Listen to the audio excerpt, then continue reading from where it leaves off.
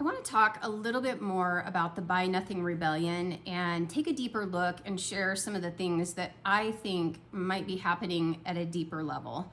I see it as kind of a breaking free. Like people are recognizing that maybe a lot of these systems that we have trusted and outsourced our energy to, our dependence on, are not really serving us. And so let's dive in.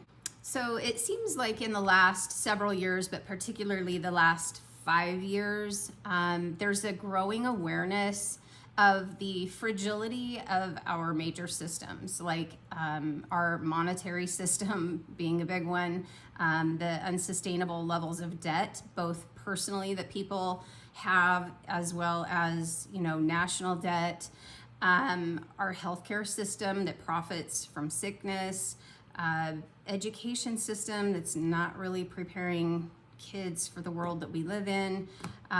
Food system is kind of a disaster. Media, and I think people are seeking resilience over dependence and kind of this collective realization that this isn't working anymore and nobody's coming to save us. So it's kind of time to take personal responsibility in all of these areas of our lives.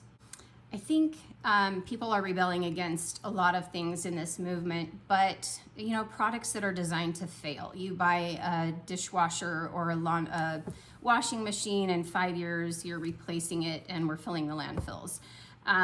We have endless upgrades, that don't really improve our lives, but we're just constantly having to upgrade. And the one we had that was working perfectly well, suddenly we have to upgrade it into something else. When I walk into a big box store, honestly, I look around and I see stuff that's going to end up in our landfills. I don't know if anybody else looks at it and feels that way, but I do. I see that there's just so much stuff, and not to mention kind of the mental tax that just so much consumerism has, that I don't remember her name, but that gal that says to go through your things and get rid of the things that don't spark joy. And I think more people are beginning to question that now up front before they make the purchase. Like, is this something I'm going to have to purge and get rid of later on? So I think that's a big piece of it. And the debt and financial instability. Like I said, a lot of people carry personal debt loads and then national debt. And just wondering, what is retirement going to look like? What are my kids and my grandkids going to be able to afford to buy a house like I did? We are a nation in America steeped in debt, and people are just kind of starting to take another look at all of that. Our healthcare system, we have a lot of wonderful things in our healthcare system. Don't get me wrong, I'm not completely dissing the healthcare system, because there are a lot of modern inventions that have been able to help a lot of people. But our healthcare system profits on sickness. Basically, we have, and I think we're starting to see a shift in that, kind of a merging of, holistic health and Western medicine. And I think that is the ideal, in my opinion, is to bring kind of the best of those two worlds together. But as it is, we have a healthcare system that profits on sickness. And I think the last 5 years, especially, really shined the light hard on that.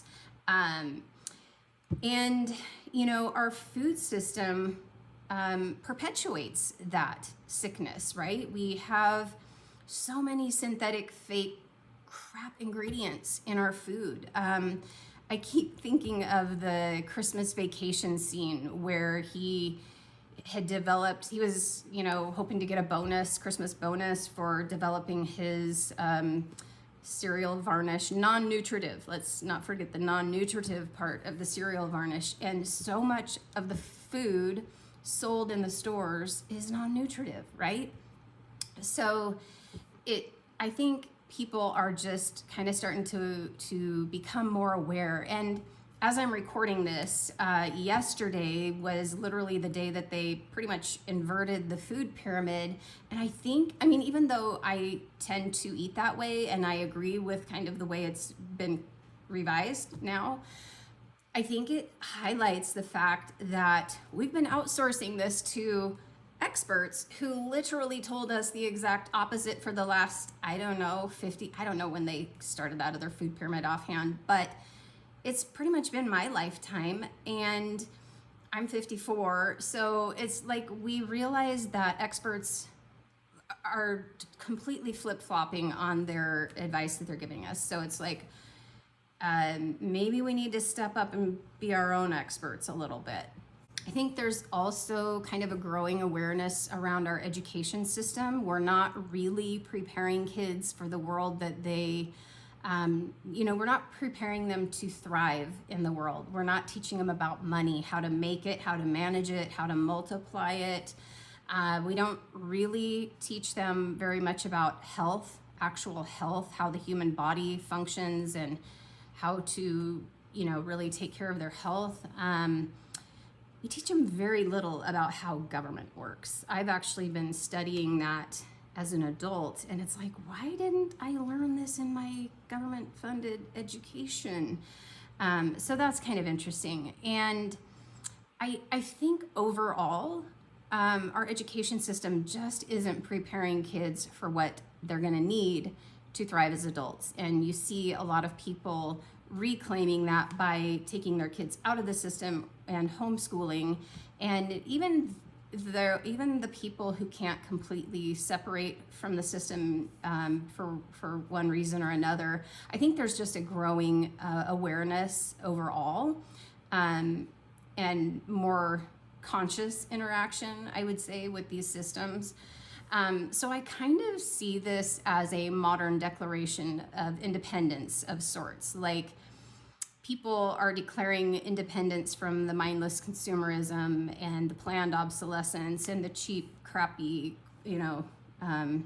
products that are out there for us, and foods that undermine health, and corporations whose values may not align with yours. And so why are we giving them our time and energy? So it's not about deprivation. It's about opting out of a system that's built on disposability and dependence and distraction.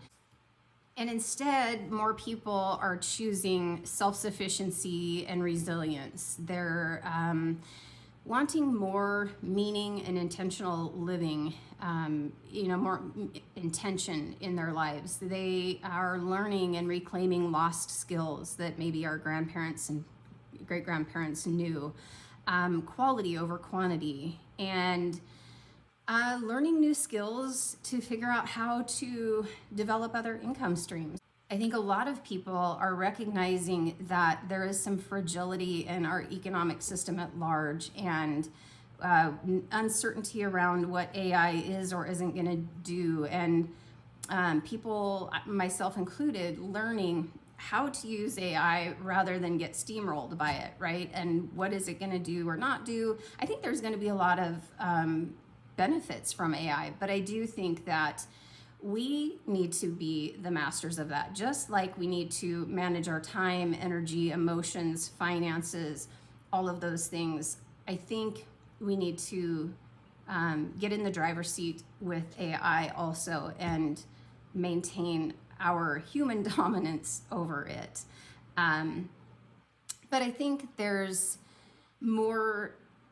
People are purchasing with their values in mind. They're shopping with their dollars, and there's more people reconnecting with their intuition or returning to their inner compass, whatever that is. Some people are returning to church.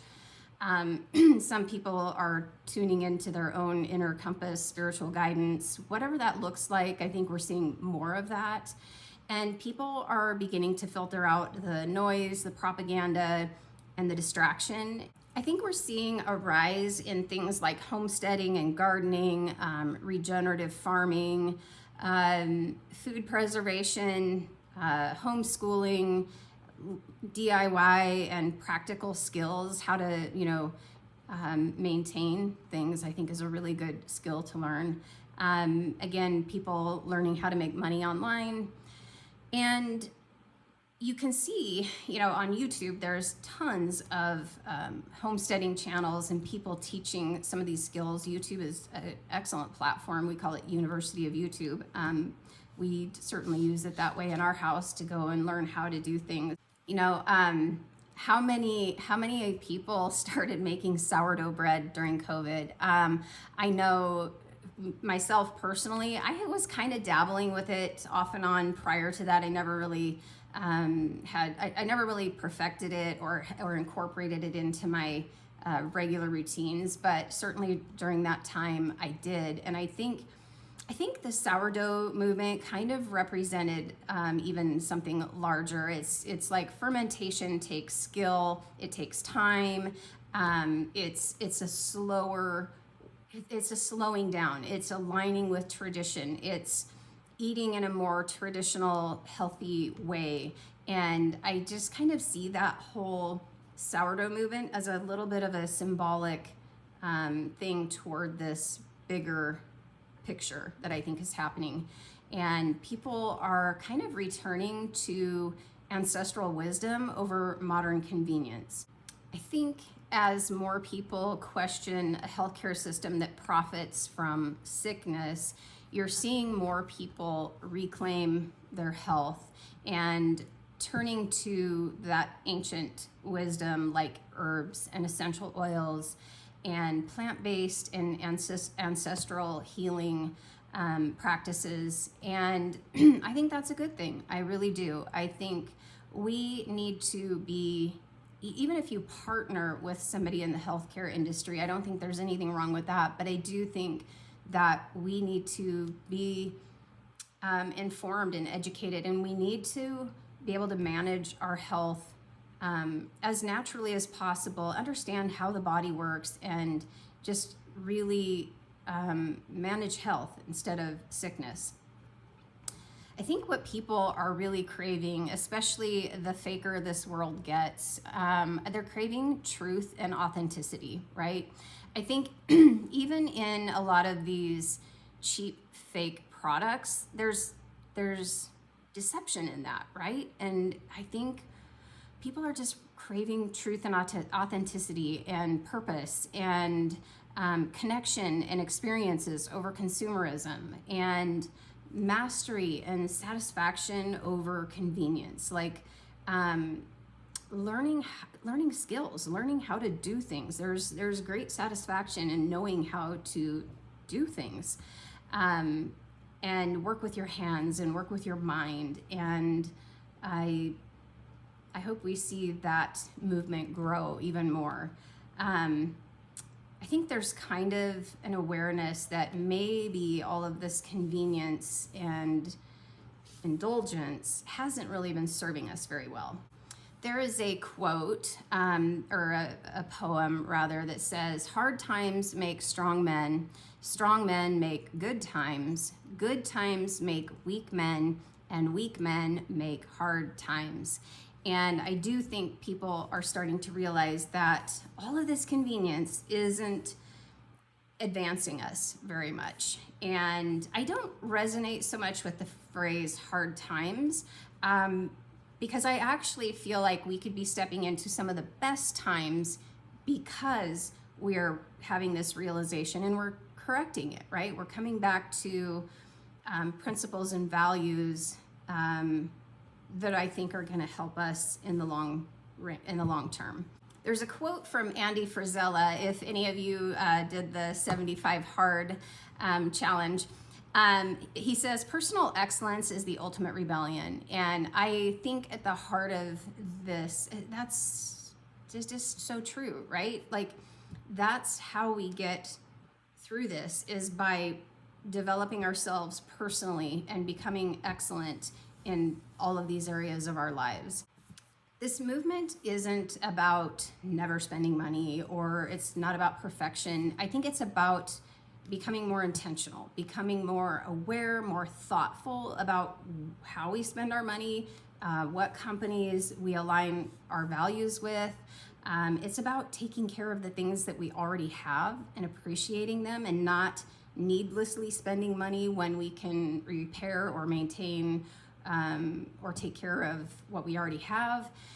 And it's about rebuilding resilience within ourselves, our families, our communities. And I think when we do that, it kind of has this outward effect of growing, right?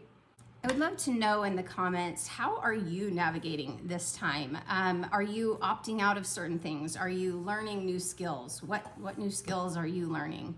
If you enjoyed this video, I made another video about what I refuse to buy, and I will link that in the description below. Thanks for watching, and I will see you in the next video.